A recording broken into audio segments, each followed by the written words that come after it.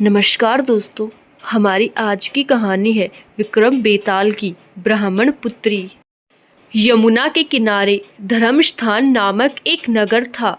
उस नगर में गणाधिप नाम का राजा राज्य करता था। उसी में केशव नाम का एक ब्राह्मण भी रहता था। ब्राह्मण यमुना के तट पर जप तप किया करता था। उसकी एक पुत्री थी जिसका नाम मालती था।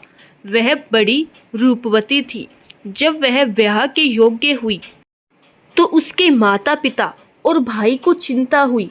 संयोग से एक दिन जब ब्राह्मण अपने किसी यजमान की बारात में गया था और भाई पढ़ने गया था, तभी उनके घर में एक ब्राह्मण का लड़का आया।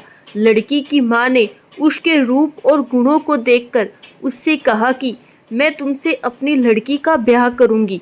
होनहार की बात की उधर ब्राह्मण पिता को भी एक दूसरा लड़का मिल गया और उसने उस लड़के को भी यही वचन दे दिया।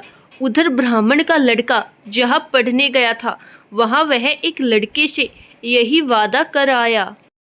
कुछ समय बाद बाप बेटे घर में इकट्ठे हुए तो देखते क्या है कि वहाँ एक तीसरा लड़का और मौजूद है। दो उनके साथ आए थे। अब क्या हो, ब्राह्मण, उसका लड़का और ब्राह्मणी बड़े सोच में पड़े। देवयोग से हुआ क्या कि लड़की को सांप ने काट लिया और वह मर गई। उसके बाप, भाई और तीनों लड़कों ने बड़ी भागदौड़ की। जहर झाड़ने वाले को बुलाया पर कोई नतीजा न निकला। सब अपनी अपनी करके चले गए। दुखी होकर वे उस लड़की को शमशान में ले गए और क्रियाक्रम कर आए। तीनों लड़कों में से एक ने तो उसकी हड्डियां चुन ली और फकीर बनकर जंगल में चला गया। दूसरे ने राख की गठरी बांधी और वहीं झोपड़ी डालकर रहने लगा। तीसरा योगी होकर देश देश घूमने लगा। एक दिन की बात है, वह तीसरा लड़का घूमते घामते किसी नगर में पहुंचा और एक ब्राह्मणी के घर भोजन करने बैठा। जैसे ही उस घर की ब्राह्मणी भोजन परोसने आई कि उसके छोटे लड़के ने उसका आंचल पकड़ लिया। ब्राह्मणी से अपना आंचल छूटता नहीं था। ब्राह्मणी को बड़ा गुस्सा आया। उसने अपने लड़के को झिड़का मारा, पीटा, फिर भी वह न माना तो ब्राह्मणी ने उसे उठाकर जलते चूल्हे में पटक दिया। लड़का जलकर राख हो गया। ब्राह्मण बिना भोजन किए ही उठ खड़ा हुआ। घर वालों ने बहुतेरा कहा पर वह भोजन करने के लिए राजी न हुआ। उसने कहा, जिस घर में ऐसी राक्षसी हो उसमें मैं भोजन नहीं कर सकता। इतना सुनकर वह आदमी भीतर गया और संजीवनी विधा की पोथी लाकर एक मंत्र पढ़ा। जलकर राख हो चुका लड़का फिर से जीवित हो गया।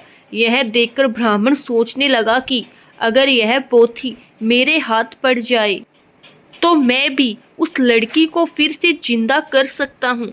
इसके बाद उसने भोजन किया और वह वहीं ठहर गया। जब रात को सब खा पीकर सो गए तो वह ब्राह्मण चुपचाप वह पोथी लेकर चल दिया जिस स्थान पर उस लड़की को जलाया गया था।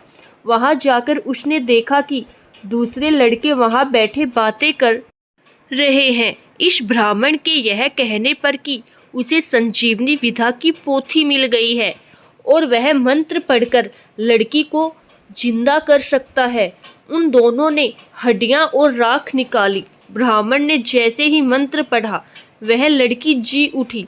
अब तीनों उसके पीछे आपस में झगड़ने लगे।